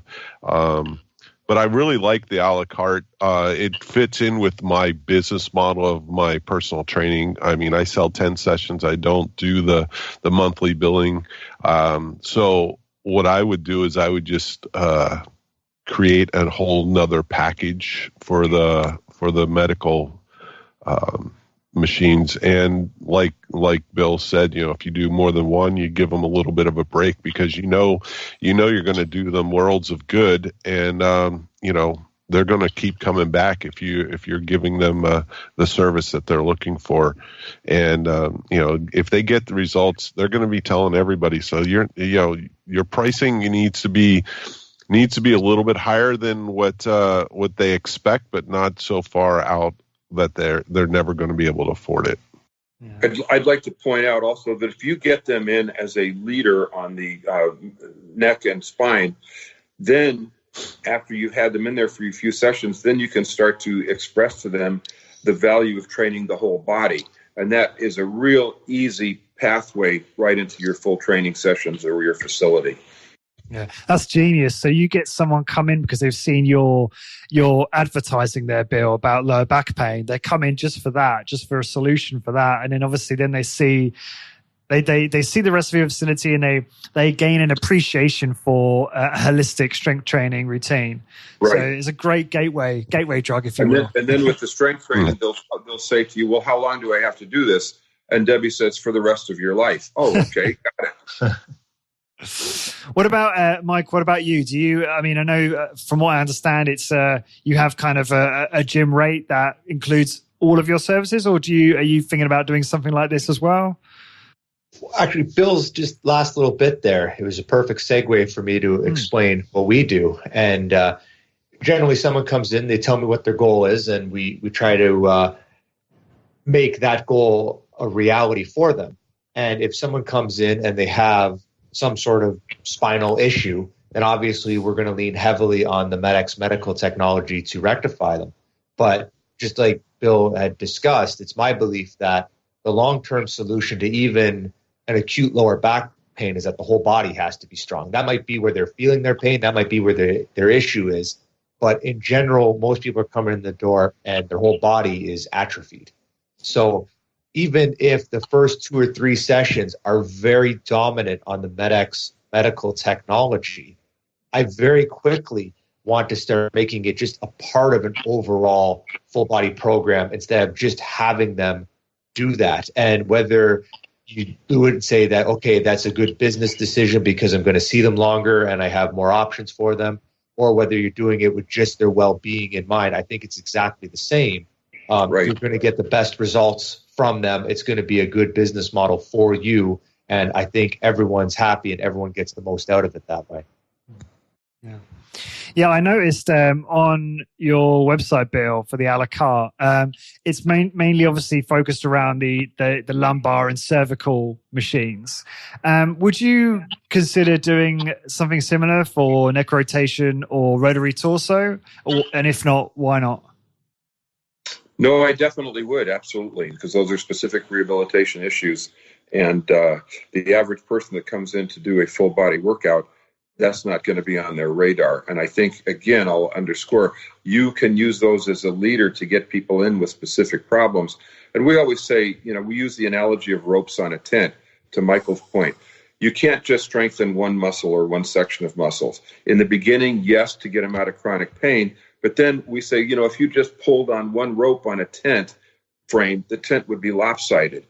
You have to pull all of the muscles. You have to have all the muscles in static strength, tensile, because that's what supports the spine. So it's absolutely critical that all of the muscles of the skeletal system be conditioned and strong, especially with people that come in that are losing their mobility. I mean, sometimes people ask me, what's your favorite movie star or sports celebrity that you've ever trained? My answer is it's the guy that came in the wheelchair or the walker, and we got them up walking again. that's what gives me the greatest satisfaction of all. And I think we're all into that. We probably could have all chosen other careers where we could have made, more money and been more self-centered. But the reward of being able to help people and make people better with these incredible tools is something that is so valuable and so satisfying to me. And I'm sure both of the other gentlemen on this program, that's why we do this. Yeah. Guys, I feel like we've covered it a bit there in terms of, how to position these from a sales perspective, and then also how to price them. I think that's obviously that depends on the particular area that someone is in, and what their competition are charging and whether or not these machines are available nearby. But has anyone else got any more thoughts on, positioning and packaging for the medical line before I guess I sort of move towards wrapping up?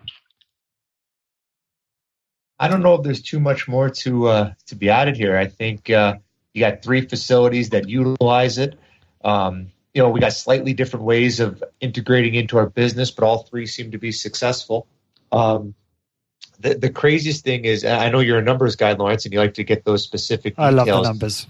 I know you do, but I can't stress enough that I probably, and we've talked about, I sell them more on physically walking someone to the machine and showing it to them. They don't know what it is. They don't know who made it. They certainly don't know who Arthur Jones was. But just there's something about walking them to it, or in Bill's case, sitting them on it and doing the static testing, that just having them, it is almost like an aura about these machines that that's what seems to work more than anything. And I find that you sell the machine first, and then all the pricing and the protocol actually comes secondary to that. I don't know if you other 2 gentlemen agree with me on that. Totally agree. Absolutely. Yeah, no, completely. And it mirrors a lot of what's said on this podcast in terms of, getting clients and prospects to actually trial any of these machines before, so that they can really understand the value from the experience they have. I wanted to wrap this up just asking a question on the future of this industry and of the MedX organization. Bill, I thought, we thought you might be best placed to perhaps talk about, what's the future got in store for MedX in terms of, what does that mean for, the high intensity training kind of business owners out there who are listening to this? Well, I think and I hope that the future is good for MedX. I know that Charlie Barth, who's recently taken over again, is committed to a positive future. And of course, we know that MedX has never missed a beat in Europe with Werner Kieser. He's still manufacturing it over there. He's still opening up facilities, not only in Europe, Austria, Switzerland, Germany, but also in Dubai. They've opened up Australia now. And I think that the future looks good. I think that the pendulum is starting to swing the other way, away from CrossFit and functional training, flipping tires and kettlebells and ropes. And I think that people are starting to rediscover the value of isolated training. Got to take my hat off to Luke Carlson up in Minneapolis. He's doing a fantastic job of spreading the word and bringing in, new young trainers to help realize this and further promote what we do in weight resistance exercise.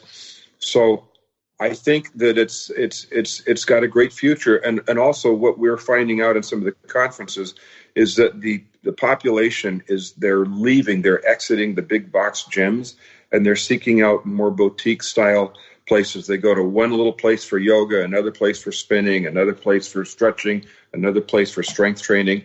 And I think that's a golden opportunity for practitioners like us to present ourselves in the marketplace as the go-to place for weight resistance exercise, because the philosophies that we use and the tools that we have are superior to everything else that's out there. So I think the future looks great. And I think we should all do everything that we can to support and promote MedX and what they do. And, in this area, I'm not afraid of competition. I think the more people that have MedX, the more people that do what we do, the more information will be put out to the general population, and they will get this, they will understand it, and they'll see it as a valuable component to their fitness needs. So try to encourage other people to go out and get this stuff. Absolutely. I don't know if you guys knew this, but it was actually Luke's idea to do this roundtable. Luke was really enjoying some of the business-focused podcasts, and he said, I would love to hear Dwayne, Bill, Mike, and James Fisher talk about the MedX medical line. Now, unfortunately, we weren't able to bring James on. And James, if you're listening to this, I'm very sorry. But I also respect the fact that you have a young son and want to spend your weekends with your family, which is very respectable. But I'm just glad that obviously we got to do this with the four of us. Mike, Dwayne, any final thoughts on the medical line, points you want to raise, which you'd be, regretful if you didn't bring up your thoughts about them now before we wrap up? Well, how much time do you have? 5 minutes, 5 minutes, 5 or 10 minutes. 5 minutes. Well, this is I've been in the industry not quite as long as Bill, but for 30 plus years. And I can tell you from my perspective, we as an industry, a fitness industry, and I'm not talking about our niche community of high intensity training, but the industry as a whole, and I go to a lot of conferences that include everything. We as an industry are still affecting the same 15, 16 to 18% of the population. Yeah. The rest of the population does no type of exercise. We as an industry have failed, and we are continuing to fail. We are continuing to sell to those who like exercise, and we are virtually affecting no one else. The people in our community have a different perspective. I realize that, but we are such a small niche that we're not going to have that big effect on the whole industry until we learn how to market what we do to an effective level. We have a hard how do I want to say it? We have a big problem ahead of us in that we are selling hard work, and people don't like hard work, and our industry continues to find the shiny things to sell, the easy things that look good, and they're sold by these Instagram models. We have to continue pressing to educate the population. We're not going to be able to make a dent in this 80% of the population until we find a way to express what we know in a way through marketing that actually gets people to understand that they should be spending their money on what we know and what we do, rather than the stuff they're spending from the Instagram models that are selling the shakes and the whatever else they're selling. We need to figure out a good way to market this hard work and productive effort so that we can actually put a dent into the other 80% of the population. So I'm going to say we need to educate the marketers and get marketers to help us with what we do, because we're failing as an industry. Yeah, that was very profound, Dwayne, and it's definitely a big part of my mission to certainly help this industry along. Mike, any final thoughts?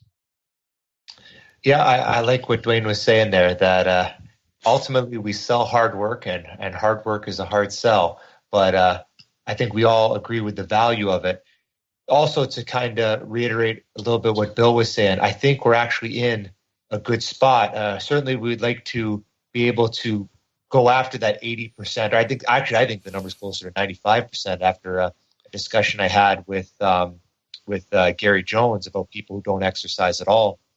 But I think we're actually in a good spot, and the reason I say that is I know I'm relatively young, but I'm seeing already the next generation coming up under us, and I'm probably several generations under Bill here, where they're building really good facilities. They're bringing really good training methodologies to it. The equipment is getting into the right hands. I'm already starting to see these medical machines show up in more and more facilities. Look at like our friend Fred Hahn there in New York. He's been doing it for a long time. He just got a medical low back put in not too long ago. So I'm seeing the network grow. I'm seeing a lot of good youth coming into it, and like anything, you look at sports, you always need that next generation coming up and learning. I'm seeing a lot of the academia start to go our way. One of my longtime clients came in the other day and said that there was something in the New York Times that basically verified everything that we've been talking about with her for the last couple of years. So I think for all of us, it's just a matter of coming together, having that united front, sharing our information, not hoarding it. And I actually think we're in a really good position. And I know we're time limited here, but I could go off a list of 2 or 3 dozen facilities in North America that, I'm friends with the owners. I'm thankful for those relationships where they're all growing. Multiple locations, bigger locations, more trainers, more equipment, you name it. There seems to be a lot of facilities like mine, Dwayne, and Bill's that are on an upswing, that they aren't struggling. They're in a growth state. And their biggest problem is, how do I continue this growth as opposed to what can I do to get out of the red? So I think we're in a very positive spot right now. And I'm hoping that trend continues forever. Yeah, absolutely. I agree with Mike. There's we have an opportunity right now. We are so different than what the market has been doing for such a long time. We can actually steer the ship. And that has been my goal for many years. And I see it right now as an opportunity because I go to these conferences and 20% of the sessions, if not more, are what are the trends? What trends are out there? What can we follow? And my first question always is, are we not the professionals? If we are the professionals, why are we following trends? We should be setting them. And that baffles me to no end. And I realize I'm not sitting amongst professionals. I'm sitting amongst business owners, people who are looking for an opportunity to make money, not really help people. And that's where we, as our niche community, can make a difference. Not that we sacrifice making money. We should set up our businesses to do so, but we're set up with the right mindset that we're here as professionals in this to help people, and we can set the trends and move this and steer the ship in the right direction. I spent my entire adult professional life talking people into doing things that they don't want to do. So, it can be done one person at a time. To Dwayne's point, we're not capturing that 80%. And so over the years, I've tried to think outside the box on how do I get people into my facility to see what I have that have no interest in exercise whatsoever. But, that's where Arthur was very strong also in his promotion with his talk shows and TV shows and elephants and airplanes and flamboyant lifestyle. He generated a lot of interest in what he was doing, and when people saw what he was doing, then they bought into the farm. So you got to think outside the box. You got to get people into your facility and expose them to it, and then they'll become true believers.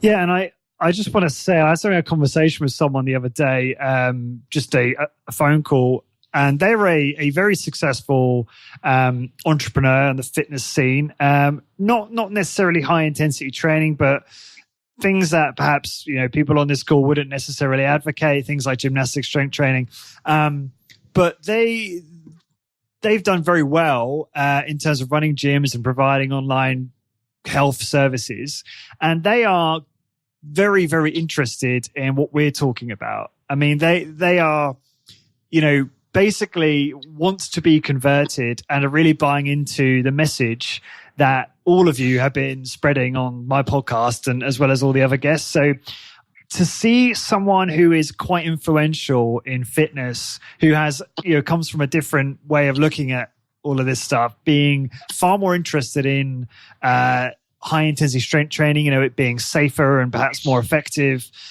is a really good thing to see.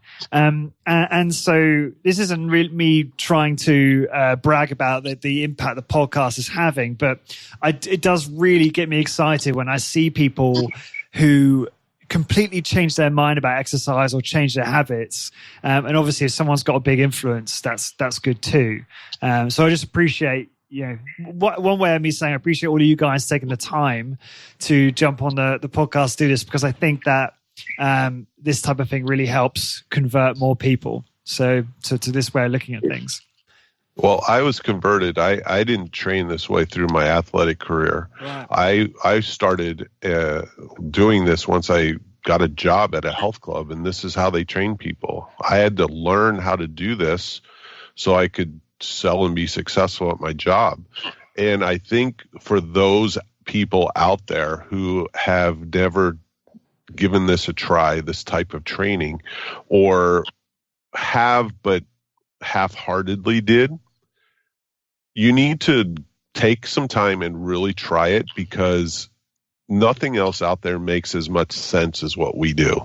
And that, everything else applies some type of stimulus, but not to the level and the like I said, the sense that this stuff does. It's just, when I got into it, it just made sense. And then I became a student.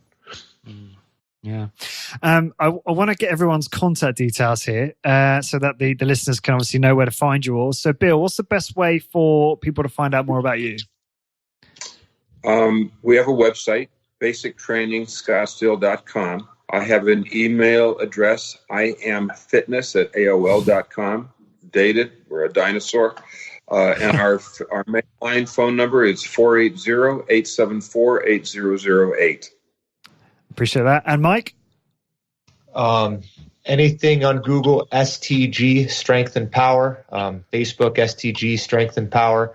The website, stgstrengthandpower.com. And like I said, any of that will bring it pretty much directly to me. And lastly, Dwayne.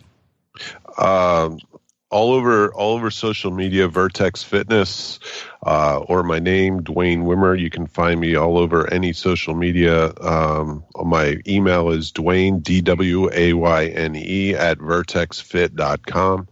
The website is vertexfit.com. And, my phone number here is 610-525-6604. Cool. And all of those contact details will obviously be in the blog post for this episode. And to see that blog post, please go to highintensitybusiness.com/MedX Medical. And for all episodes, please go to highintensitybusiness.com/podcast. And until next time, thank you very much for listening. Discover how to achieve your health and fitness goals, become a great personal trainer, and build a successful high-intensity training business. Check out highintensitybusiness.com. highintensitybusiness.com.